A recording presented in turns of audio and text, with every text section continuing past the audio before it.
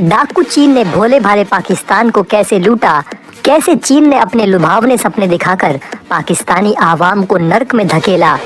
आखिर क्यों अब पाकिस्तान के अंदर चीन के प्रति नफरत पैदा हो गया है।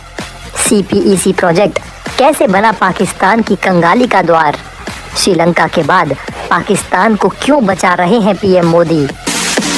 दोस्तों, चीन ने पाकिस्तान को कैसे ऊंचे ऊंचे सपने दिखाकर बर्बाद किया, आइए समझते हैं स्टेप बाय स्टेप। चीन की बर्बादी की पूरी कहानी शुरू होती है उसके ग्वादर पोर्ट से। किसी जमाने में इसे पाकिस्तान का कोहिनूर हीरा कहा जाता था, लेकिन साल 2000 के दशक की शुरुआत में इस पोर्ट पर चीन की गंदी नज़र पड़ी थी। चीन इसे पाने के लिए बेताब रहता था, लेकिन उस वक्त पाकिस्तान में अमेरिका का वर्चस्व ज़्यादा था। ऐसे में चीन चाहकर भी कुछ नहीं कर पा रहा था। लेकिन तभी चीन में एक ऐसा नेता आया जो दूसरों की जमीन निगलने के लिए मशहूर था। 2013 में जब चीन के नए राष्ट्रपति और अब तक का सबसे बड़ा जमीन चोर शी जिनपिंग ने CPEC प्रोजेक्ट को लॉन्च किया, तो किसी को उम्मीद नहीं थी कि चीन कौन सी चाल चलने जा रहा है। इस प्रोजेक्ट का सबसे अहम हिस्सा था ग्वादर पोर्ट, जिसे पाने के लिए चीन की धड़कनें बुलेट रफ्तार से धड़क रही थी। आपको बता दें दोस्तों कि CPEC प्रोजेक्ट चीन के belt and road initiative BRI के तहत आता है। पाकिस्तान ने ग्वादर पोर्ट को 8 सितंबर 1958 को बड़े ही अरमानों के साथ ओमान से 5.5 अरब रुपए की कीमत में खरीदा था। जो ग्वादर पाकिस्तान को मालामाल कर सकता था, अब वही अपनी बेबसी पर रो रहा है। चीन की एक खासियत रही है, वो जब भी किसी देश को लूटने आता है तो सबसे पहले वो वहाँ की मीडिया को खरीदता है। उस देश की मीडिया अपने नागरिकों के सामने चीन के आने की खुशी में खूब ढोल पीटती है, ऊंचे ऊंचे लुभावने सपने दिखाती है और बताती है कि कैसे चीन की एंट्री उस देश की काया पलट देगी। ठीक उसी तरह सोचा गया था कि ग्वादर में चीन की एंट्री पाकिस्तान की काया पलट देगी। साल 2050 तक ग्वादर आबादी 20 लाख तक करने की योजना बनाई गई थी। पाकिस्तान के प्रांत बलूचिस्तान में स्थित ग्वादर की आबादी वर्तमान में करीब 85,000 है। मास्टर प्लान के मुताबिक ग्वादर की GDP को साल 2050 तक 30 अरब डॉलर तक करने की थी और मीडिया ने पाकिस्तानी आवाम को बताया कि दुबई जैसे शहर भी ग्वादर के सामने बौने लगेंगे। बताया गया कि ग्वादर न सिर्फ पाकिस्तान बल्कि पूरे दक्षिण एशिया क्षेत्र का एक आर्थिक क्षेत्र बन जाएगा। मीडिया के झांसे में आकर फरवरी 2020 में पाकिस्तानी लोग ग्वादर को बेहद सुरक्षित स्थान मानते थे और इसकी तुलना सिंगापुर और दुबई जैसे बड़े शहरों से की जा रही थी। पाकिस्तानी आवाम चीन के आगमन में जोर जोर से घंटी बजा रही थी, लेकिन ठीक 3 साल के बाद ये सपना चकनाचूर हो चुका है और घंटी बजना बंद हो गया। आज 3 साल के बाद ग्वादर के सपने वहीं के वहीं अटके हैं। इन इलाकों में आते ही चीन अपनी अराजकता फैलाने लगा। चीन के खिलाफ लोग धीरे धीरे भड़कने लगे।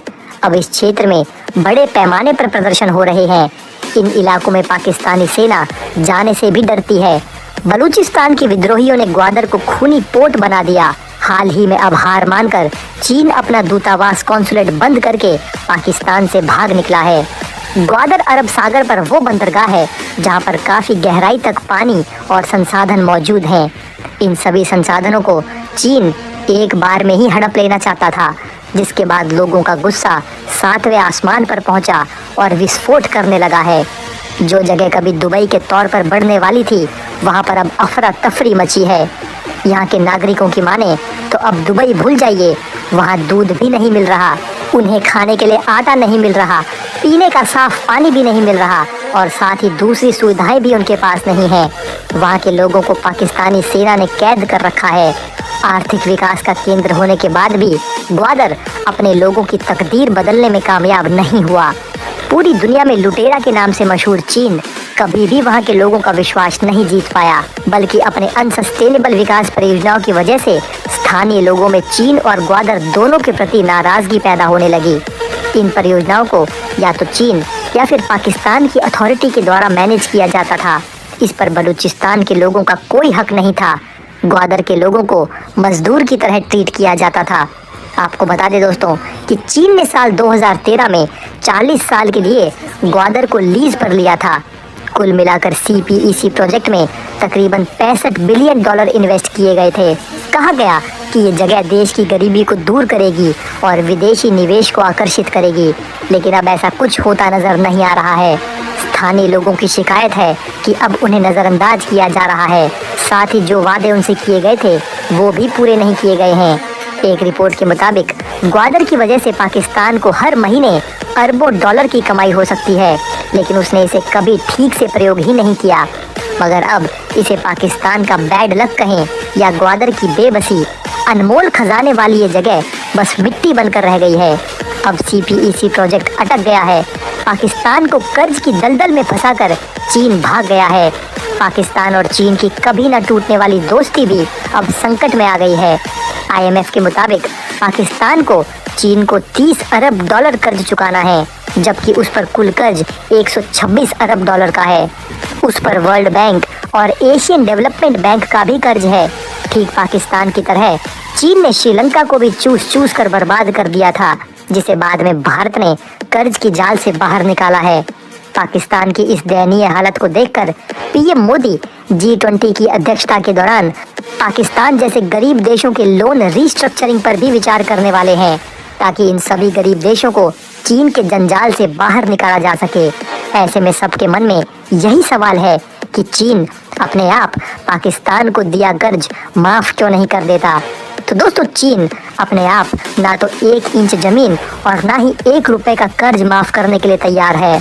जब उस पर वर्ल्ड लीडर के द्वारा हाई प्रेशर क्रिएट किया जाता है, तब जाकर चीन कहीं अपनी कान खोलता है। विशेषज्ञों के मुताबिक चीनी कंपनियां जो पूंजीवाद के सिद्धांत पर काम करती हैं, वे अपना फायदा देखकर ही आगे बढ़ती हैं। उन्हें ये मतलब नहीं रहता कि उनके प्रोजेक्ट से कितने लोग मरेंगे या बर्बाद होंगे। उन्हें बस अपने प्रॉफिट से मतलब होता है। चीनी कंपनियां चाहे वो सरकारी हो या फिर प्राइवेट, सरकार के निर्देश पर ही काम करती हैं। सरकार की तरफ से उन्हें बताया गया है कि ग्वादर रणनीतिक तौर पर काफ़ी अहम है। चीनी सरकार अपनी कंपनियों को ग्वादर पोर्ट की खासियतें बताई थी, लेकिन चीनी कंपनियां काफ़ी चालाक हैं और वे हकीकत जानती हैं। उन्हें मालूम है कि निवेश के लिए पाकिस्तान एक आदर्श जगह नहीं है। CPEC के बारे में जानकारी रखने वाले पाकिस्तानी विशेषज्ञों की माने तो जिस जगह पर इसकी शुरुआत हुई वो शुरुआत से ही गलत था। यहाँ इंडस्ट्रीज काफ़ी कम है और जो है भी वो टेक्नोलॉजी के लिहाज से काफ़ी पीछे हैं। माना गया था कि अकेले सड़क, पुल और बिजली ही रोजगार पैदा कर सकेंगे, मगर पाकिस्तान को नहीं मालूम है कि संसाधनों का प्रयोग कैसे करना है। देश के युवाओं के पास इंजीनियरिंग और हार्ड साइंसेस का कोई ज्ञान नहीं है। विशेषज्ञों का मानना है कि यूरोप को अगर जंग ने बर्बाद किया तो पाकिस्तान खुद ही घुटनों के बल पर गिर गया है। चीनी कंपनियों से ड्यूटी फ्री निर्यात को मंजूरी दी गई। इसकी वजह से स्थानीय मैन्युफैक्चरर्स कंगाल हो गए। इस बारे में किसी ने कोई ध्यान नहीं दिया।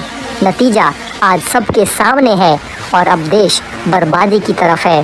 तो दोस्तों, आप नीचे कमेंट में बताइए कि क्या चीन विश्वास के लायक है या नहीं। आप वीडियो को लाइक करें तथा चैनल को सब्सक्राइब जरूर करें।